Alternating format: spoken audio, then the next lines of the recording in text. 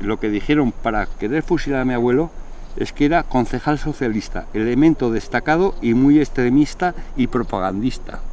No tenían otros motivos. No había matado a nadie, no había pegado tiros, no había estado en ninguna manifestación.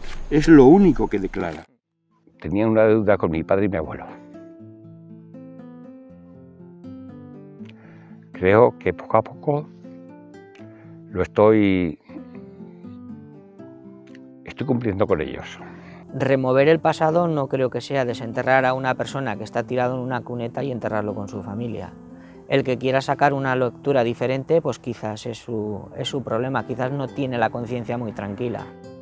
No es pasado, es presente, porque esas ausencias que tenemos desde hace 84 años las tenemos en nuestro corazón y no es cuestión de remover nada, hay que cerrar. Las heridas no se cierran si no se curan y hay que curar esa herida. Y gracias a la ley de memoria democrática, la nueva ley, yo creo que dará cobertura a esas familias para que cada una, dentro de sus aspiraciones para cerrar su herida, pues puedan completar ese ciclo y descansar tranquilas. Tú sabes la ilusión de mi madre, de que ahora ella no puede, pero durante estos años, desde que está el memorial, traer flores a su padre, lo que fue para ella en los últimos años de su vida. Siempre vivió con poderlo ver, sabiendo lo que le había pasado, pero algunos se escapan, algunos se esconden por aquí, por allí, y me he llevado toda mi vida. Cuando me acostaba por la noche, asomaba a la ventana, por si venía algún coche. No vino nunca. No se pueden cerrar unas heridas si no se curan. Y esas heridas en España, desgraciadamente, todavía no están curadas.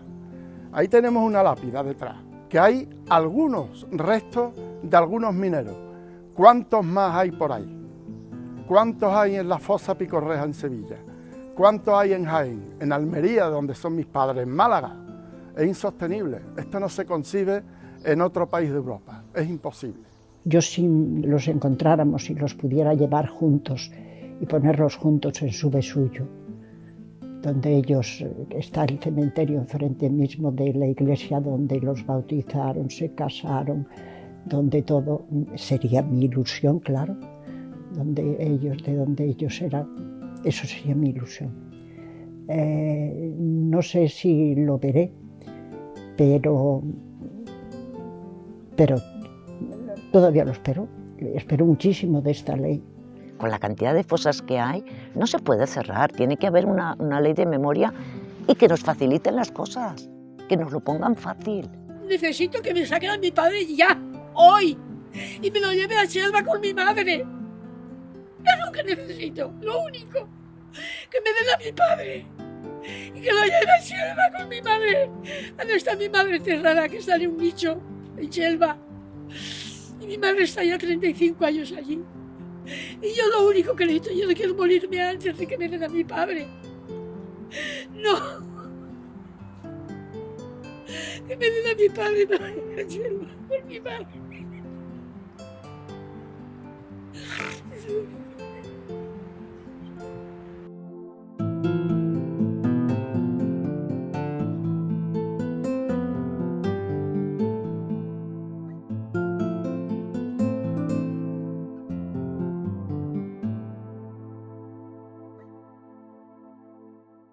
Mi abuelo era delegado sindical de la CNT en la azucarera, en la fábrica donde trabajaba.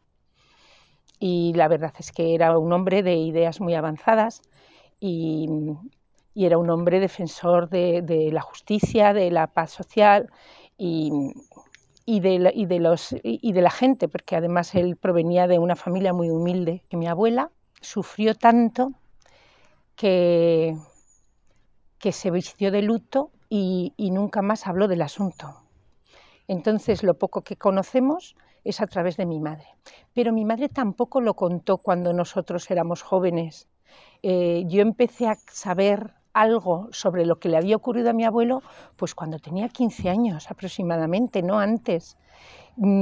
Había en casa de mi madre, vivía mi abuela con nosotros, había una gran foto de la boda de mis abuelos.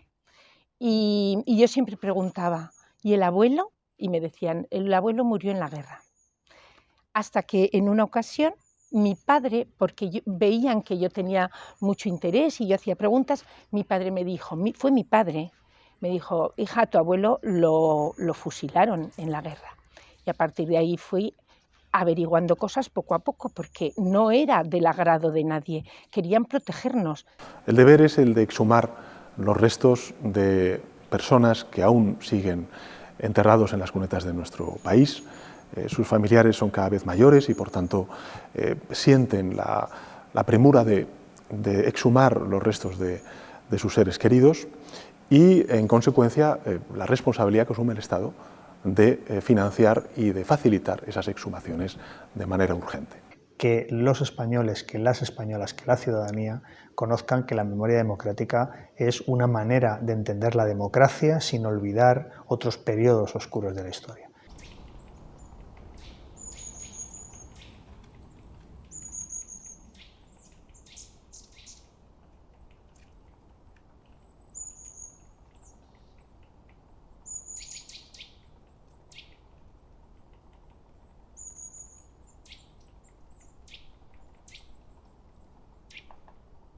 El segundo nombre de esta lista es Agustín Calvo Vicente. Esa persona es mi abuelo. Mi abuelo tenía 41 años cuando lo apresaron a la salida de la azucarera, la fábrica donde trabajaba como mecánico ajustador. Después del apresamiento se lo llevaron a Zaragoza y estuvo 5 semanas en la cárcel de Torrero hasta que lo fusilaron en el cementerio de Torrero el día 20 de octubre de 1936.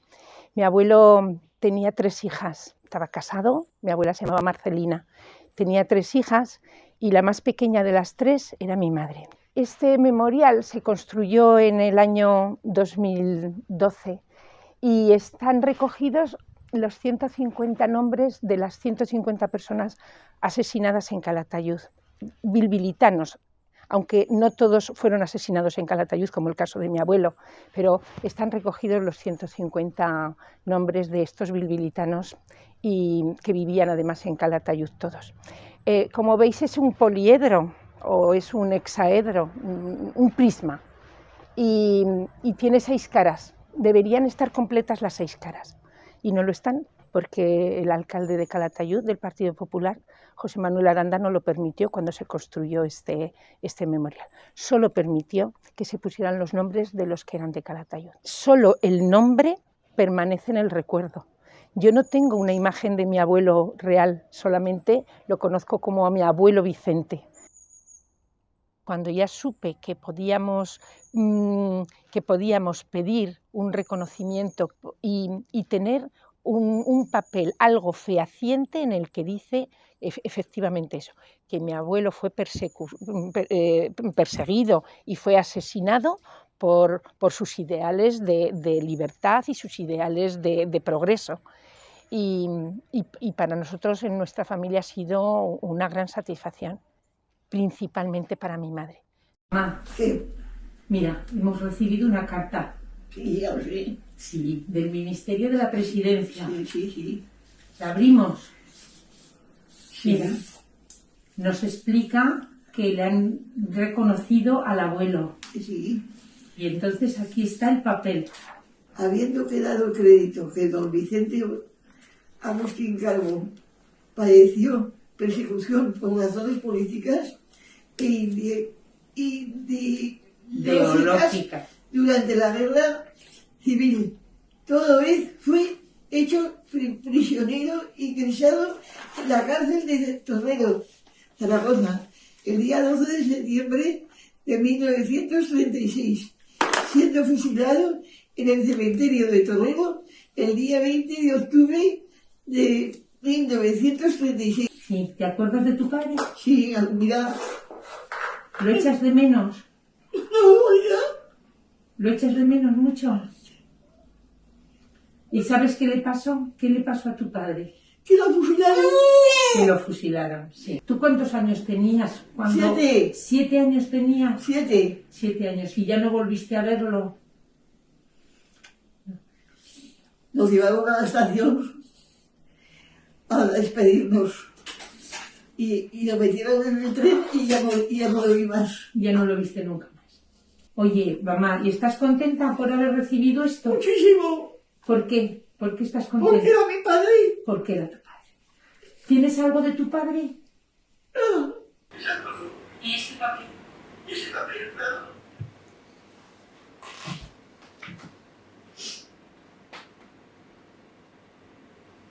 Poder hacer esto es a lo que yo llamo política.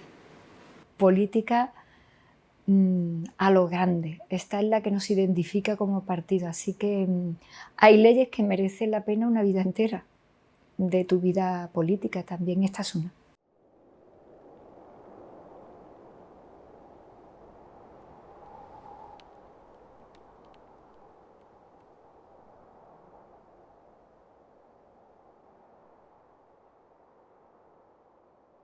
Estamos en una de las mayores fosas de España, de fusilados por la represión franquista.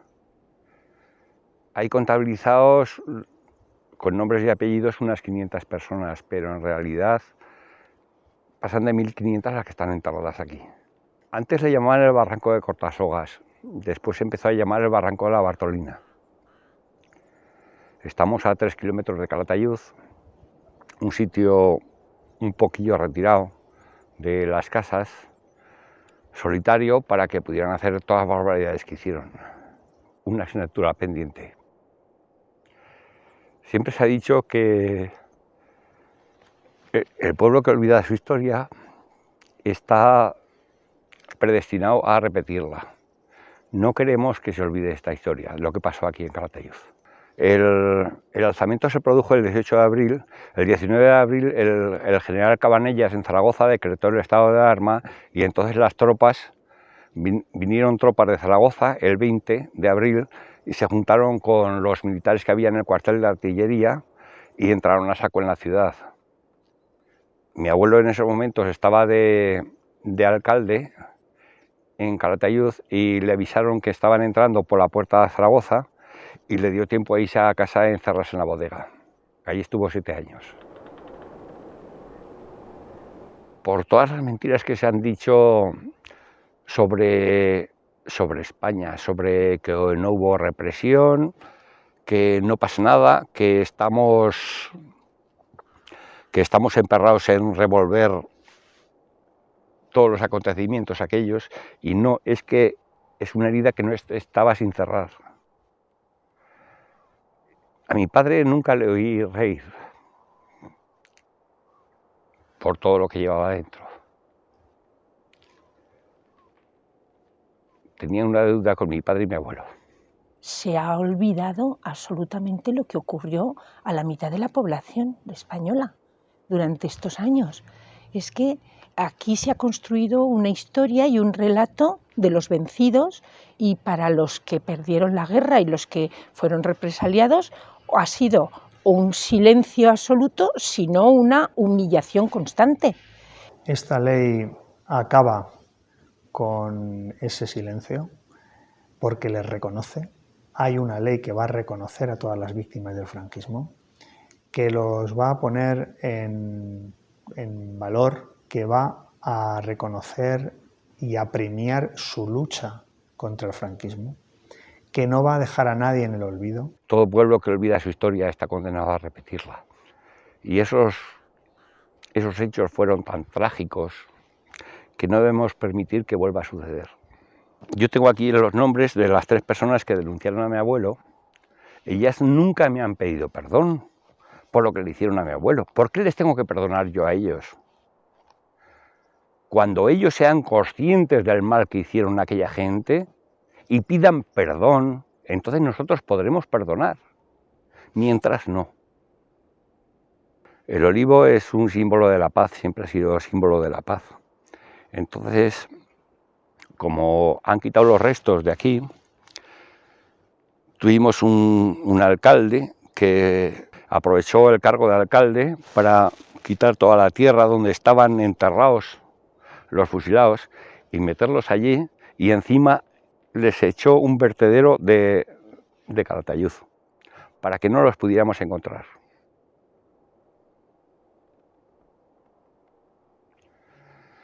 Por lo menos, ya que están enterrados allí y no están descansando en paz, que este olivo signifique la paz que se merecen.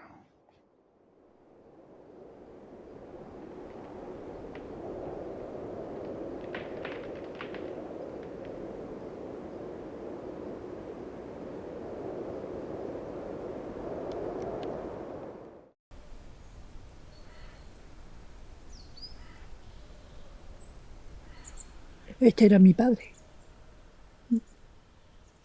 Lo metieron en la cárcel aquí. Estuvo un poco tiempo, no sé si un mes o 15 días. Después se lo llevaron a la cárcel de San Lucas y estuvo un mes. Y de allí se lo llevaron en un camión de esos de carga y lo mataron en la Cuesta del Repudio, que está entre Espartina y... está más para allá de Espartina. A mi padre lo llevaron porque era de izquierda y era un afiliado al partido. Manuel Escobar Moreno. No lo conocí, tenía 13 meses, no lo pude conocer. Me tenía en brazos en aquellos momentos que un primo suyo lo delató y me soltó en el suelo y se lo llevaron los civiles. Ya no se volvió más nunca a ver. Yo fui a Espartina, que decía que estaba allí en una fosa, y fui a verlo, y la fosa estaba, y una losa muy grande, porque había muchos enterrados en aquellas fosas, pero mi madre estaba sola, completamente sola. No tenía ni a los hermanos, porque nunca se preocupó si lo que le pasaba, lo que no le pasaba. Así que siempre se vio sola. A las mujeres españolas le pasó lo que todavía les pasa a las mujeres en el mundo después de las guerras y en las guerras, que se quedan ellas solas con sus hijos, solas, abandonadas en la miseria, pero además en este caso humilladas, calladas, sufriendo, muchas de ellas sin decirle ni siquiera a sus hijos quiénes eran sus padres ni lo que había ocurrido para que los hijos no lo dijeran, intentando sobrevivir en un entorno completamente hostil. No puedo perdonar nada. Tengo que vivir, tenemos que seguir adelante, pero lo de dentro no se quita. Aunque tú lo hayas hecho y yo te hable, no tiene nada que ver. Yo ya tengo mis hijos, tiene sus amigos, que puede ser nieto de aquel que lo hizo, pero él no tiene culpa. Y si yo no estuviera en este pueblo, ni mis hijos, entonces sí iba a hablar, de verdad.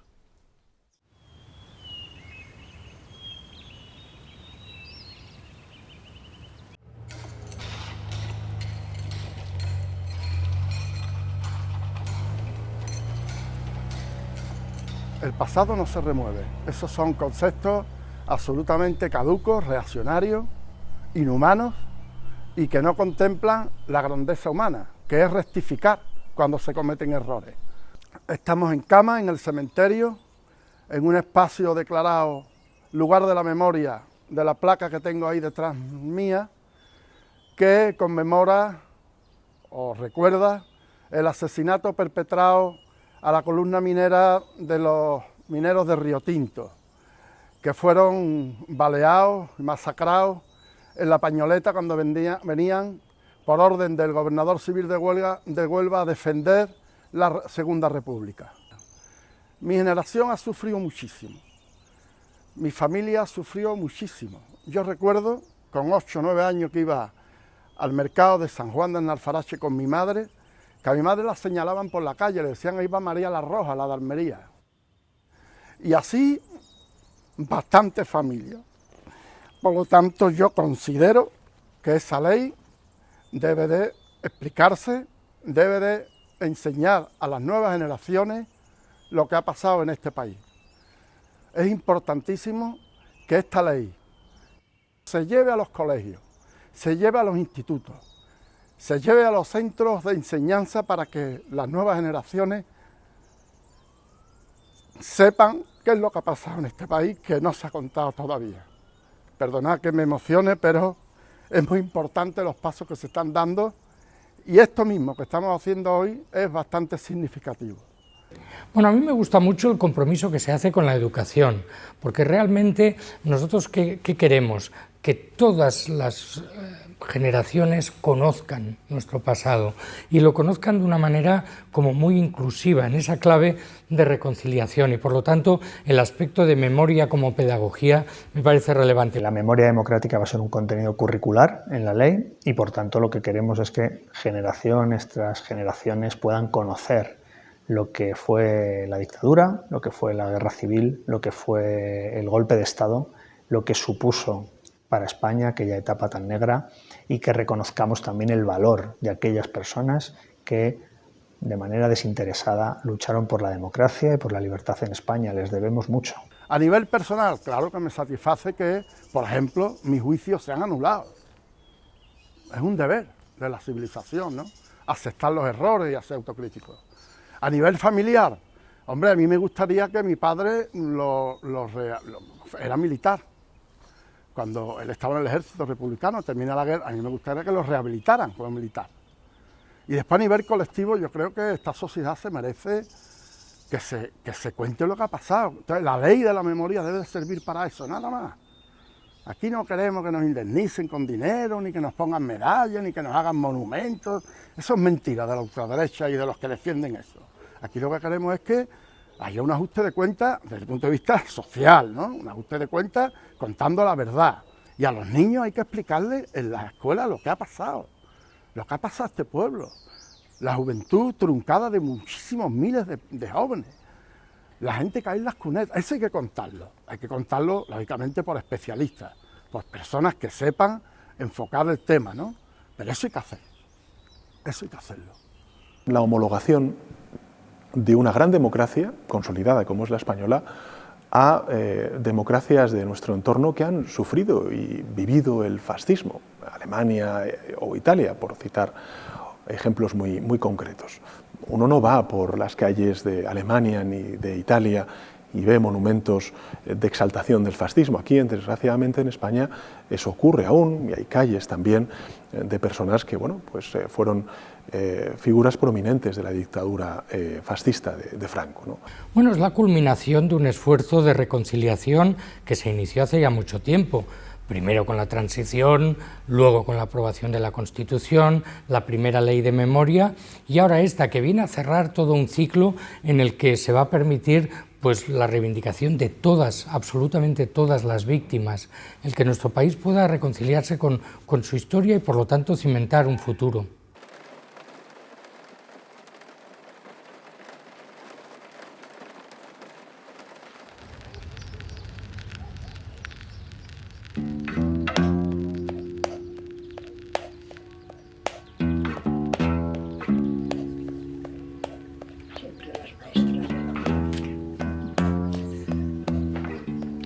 Aquí empezó.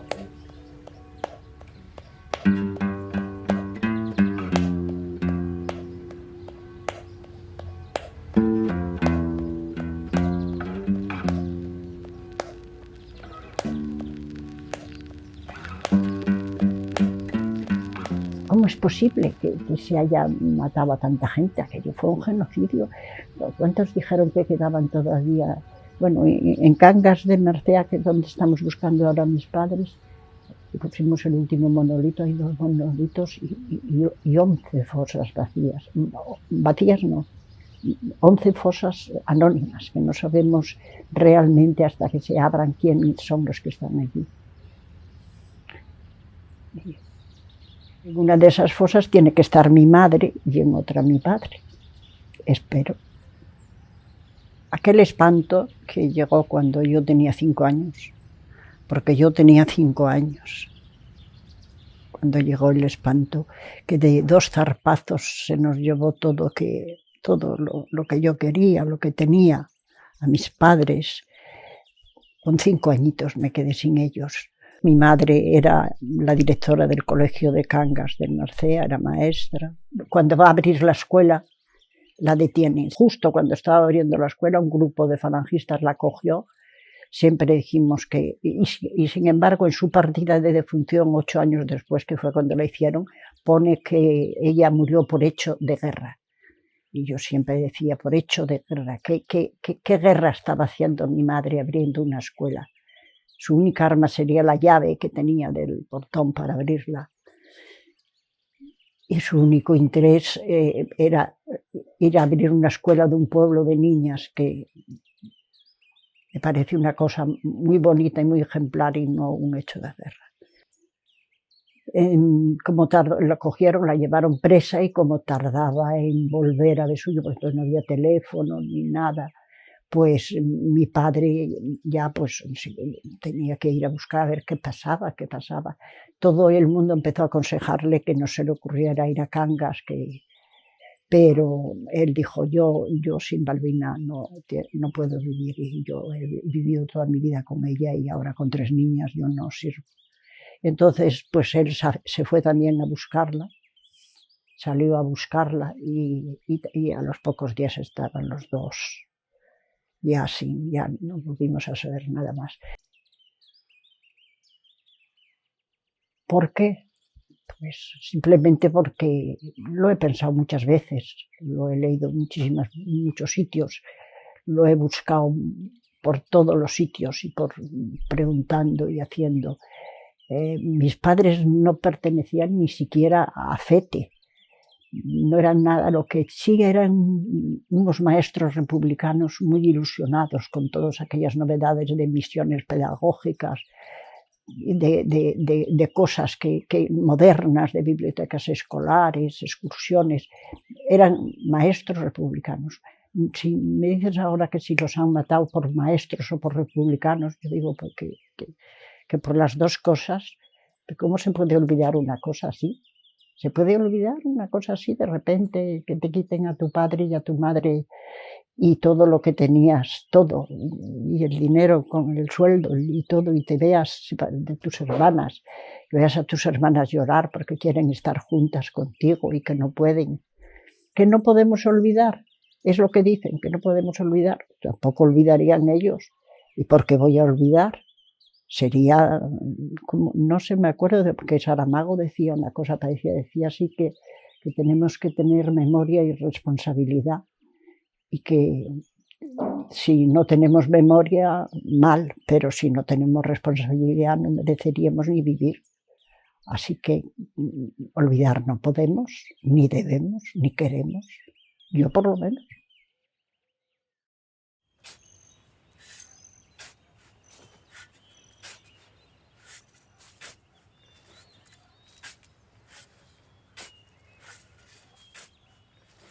Las 10 rosas de un castillo eran Lorenza, Narcisa, Inocencia, Julia, Isidora, Melania, Felisa, Andresa, Leonor y Josefa.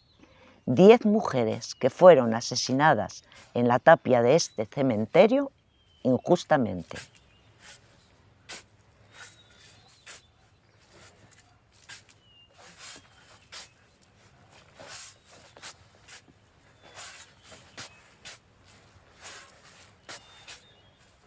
Estamos en el cementerio de Farasdués. Entonces, esta es la tapia. La puerta principal, la tapia. Pues se supone que aquí las fusilaron, en la tapia, las pusieron, las fusilaron, y luego en esta fosa, aquí es donde las hemos encontrado, donde está esta tierra levantada.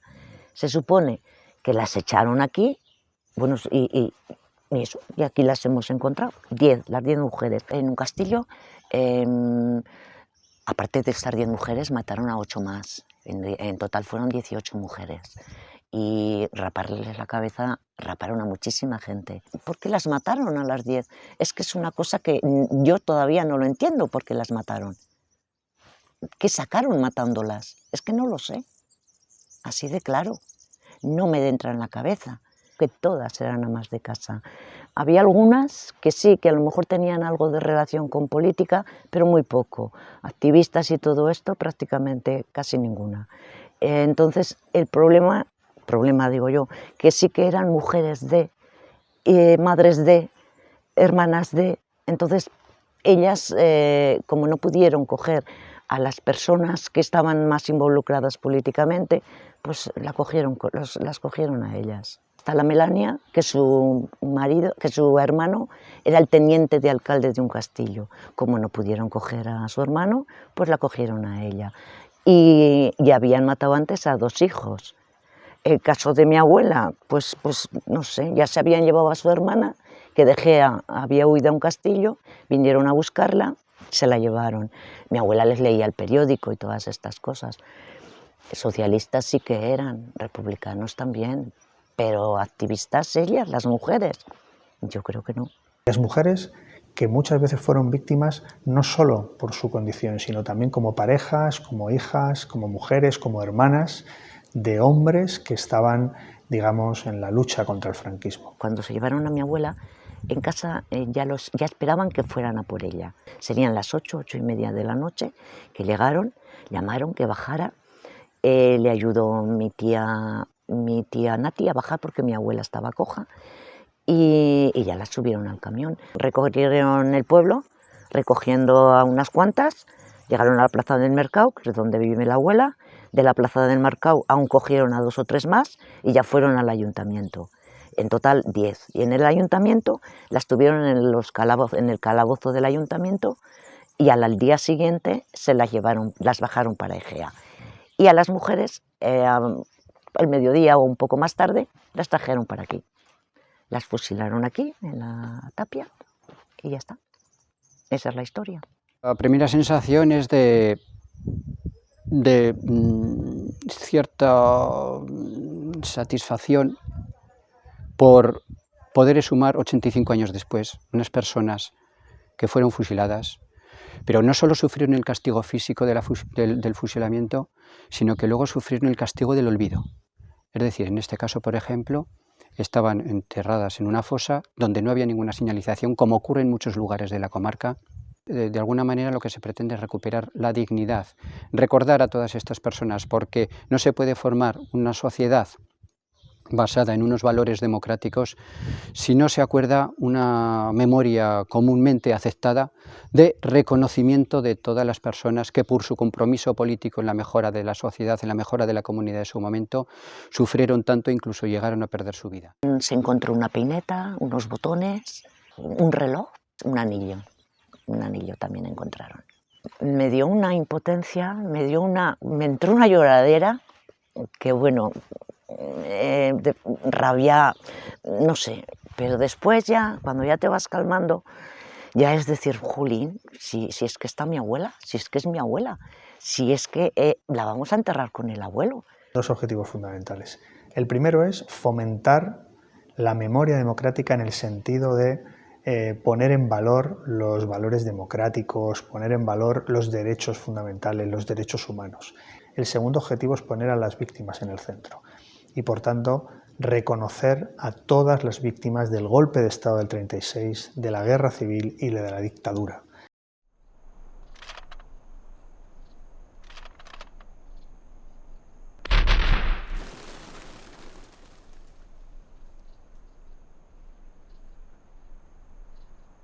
Pues ahora nos encontramos en lo que llamamos el paredón de España, o sea, el terrer. Aquí, en este muro, es donde ponían a todos los que traían de la cárcel, normalmente los tenían unos 15 días en la cárcel modelo, a todos los que estaban prisioneros republicanos, la mayoría eran por ideas políticas, aunque se les acusaba por barbaridades que ninguno había cometido.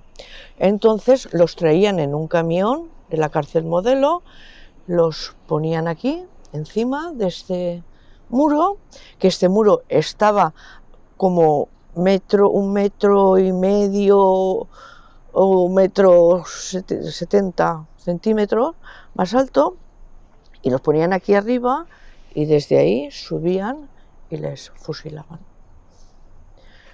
Los recogían en un camión y para aterrorizar a la gente lo que hacían es que los subían otra vez al camión y los llevaban, porque al cementerio se puede ir por aquí recto perfectamente, pues no, para aterrorizar a la gente los llevaban por el centro, por la calle Mayor de Paterna, que en realidad todo el mundo le llama la calle de la sangre, porque iba del camión chorreando toda la sangre de los fallecidos.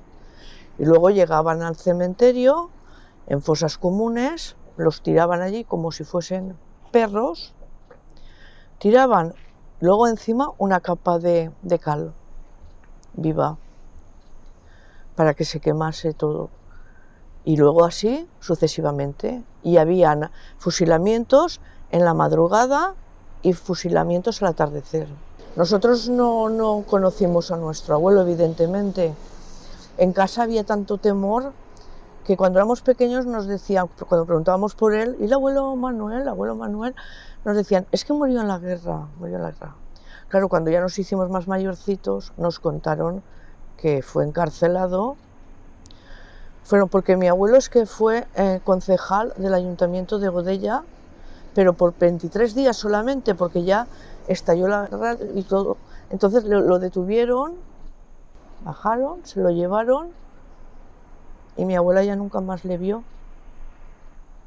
Mi tío y mi tío abuelo, el hermano de mi abuelo, vieron exactamente cómo le echaban a la fosa.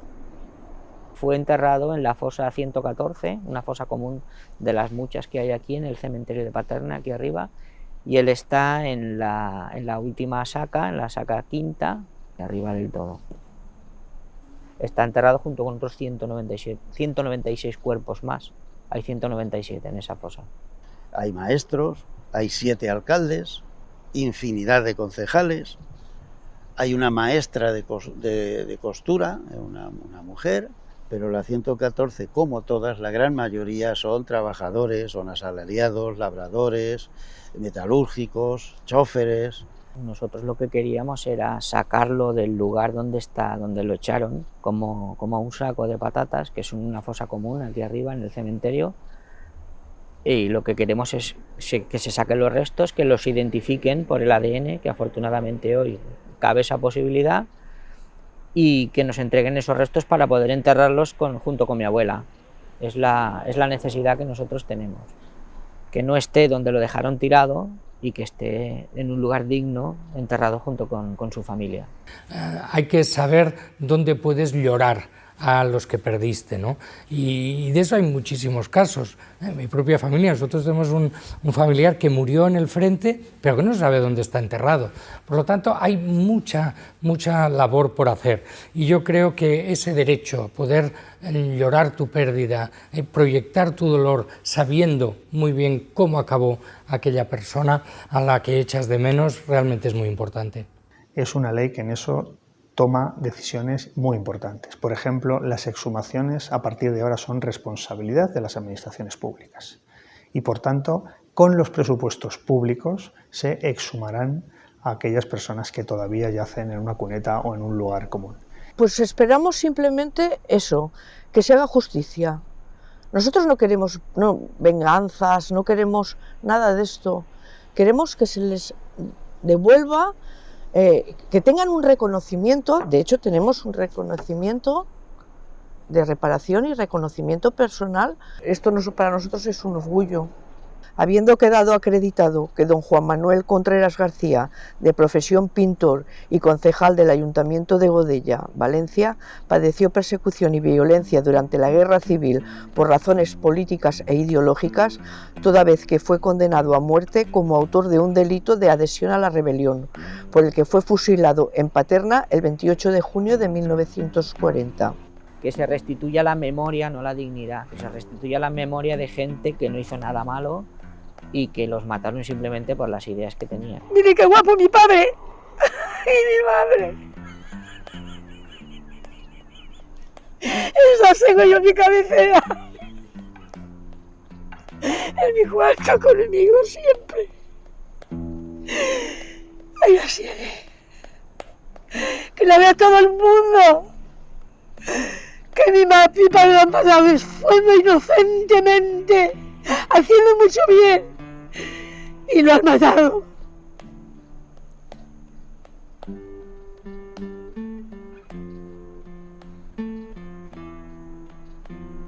Una vez terminó la guerra y ganó. ¿Quién ganó? Pues en ese momento ya no iban a por mi padre, iban a por todos. Porque claro, mi padre para ellos era de izquierdas y mi padre único que estuvo haciéndose el bien, en Chelva. Mi madre me iba conmigo a la cárcel a ver a mi padre conmigo. Su marido no está aquí ya. Dice, ¿dónde está mi marido? Dice, su marido está en Paterna, que lo han matado. Está muerto su marido, lo han matado en Paterna. ¿Cómo que lo han matado en Paterna sin saberlo yo? Vaya Paterna, que aquí su marido ya no está en la cárcel. No le avisaron a mi madre, que es poco, que lo mataron. El enterrador de aquí le dijo entonces dónde estaba mi padre, enterrado. Su marido está aquí, enterrado. Pero déjalo estar, que ya vendrán los nuestros. El enterrador. Y nunca más, jamás, mi madre, jamás ya vino por aquí, por Paterna. No puede haber víctimas sin reconocer, no podemos tener compatriotas sin identificar en fosas comunes, no podemos consentir que las familias sigan sufriendo y tenemos que decirle a quienes están en contra de la memoria democrática que lo que hacen es muy cruel, porque reconocen unas víctimas y las politizan y no reconocen otras. Que se sepa la verdad un poco de lo que pasó, porque durante toda la posguerra y durante todo el franquismo, hasta que llegó la democracia, se contó una historia, la historia de los que ganaron la guerra civil, pero por ejemplo en nuestra casa nunca se hablaba de estos temas porque había, sobre todo por parte de mi padre, había verdadero pánico y terror a nombrar el tema. Va a ser muy importante porque va a destapar toda esa luminosidad de un republicanismo que cercenó, que aplastó la dictadura franquista, pero que realmente creo que tanto el socialismo democrático y, lo que es más importante en términos de convivencia democrática, la Constitución española del 78, es una digna heredera. Si no se ha pedido perdón, si no se nos ha considerado víctimas, si no se ha considerado nada de nada, no hemos estado, no sé, 40 o más años con él, con el dictador, pisoteadas y no solamente eso, sino diciendo mentiras. Entonces querían todos vivir y callar. No querían darle por esto y esto y esto y esto, no. Siempre callar, claro, siempre callar. No sé, no vaya, no diga, no vaya a hacer. Cuando nos pidan perdón por lo que hicieron. Mientras no nos pidan perdón, no olvidaremos. Esto que estoy hablando, lo estoy hablando con miedo. Ya tengo una perspectiva. Tengo que llegar hasta verlos salir a mi padre y a mi madre. Tengo que llegar para llevarlos a lo suyo. Olvidar, si no se trata de olvidar o no olvidar, se trata de saber lo que pasó y de tenerlo en la memoria para que no vuelva a pasar. Eso de olvidar, no sé hasta qué punto se tiene que olvidar. Bueno, para mí no. Para mí olvidar no.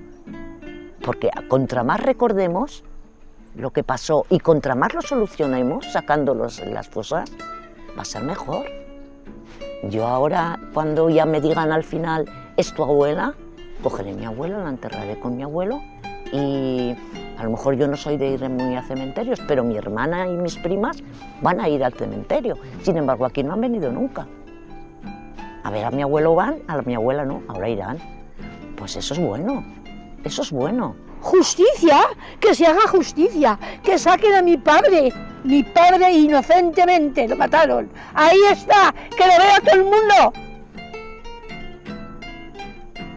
Que lo vea todo el mundo. Por lo último que quiero yo en este mundo es que a mi padre lo lleven a Chelva, donde está mi madre. Es lo único que quiero. Y en ese momento ya me puedo morir. Yo siempre digo que mientras me quede voz, hablaré de mis muertos, tan quietos, tan callados, tan molestos. Mientras me quede voz, hablaré de sus sueños, de todas las traiciones, de todos los silencios, de sus huesos sin nombre esperando el regreso, de su entrega absoluta, de su dolor de invierno. Mientras a mí me quede voz, no callarán mis muertos. Cuando canta el gallo negro, es que ya se acaba el día. Cuando canta el gallo negro, es que ya se acaba el día. Si cantara el gallo rojo, otro gallo cantaría. Si cantara el gallo rojo, otro gallo cantaría. Ay, si es que yo miento, que el cantar que yo canto lo borre el viento. Ay, qué desencanto, si me borrara el viento lo que yo canto. Se encontraron en la arena los dos gallos frente a frente. Se encontraron en la arena los dos gallos frente a frente. El gallo negro era grande, pero el rojo era valiente. El gallo negro era grande, pero el rojo era valiente. Ay, si es que yo miento, que el cantar que yo canto lo borre el viento. Ay, qué desencanto, si me borrara el viento lo que yo canto. Gallo negro, gallo negro, gallo negro, te lo advierto. Gallo negro, gallo negro, gallo negro, te lo advierto. No se rinde un gallo rojo más que cuando está ya muerto. No se rinde un gallo rojo más que cuando está ya muerto. Ay, si es que yo miento, que el cantar que yo canto lo borre el viento. Ay, qué desencanto, si me borrara el viento lo que yo canto.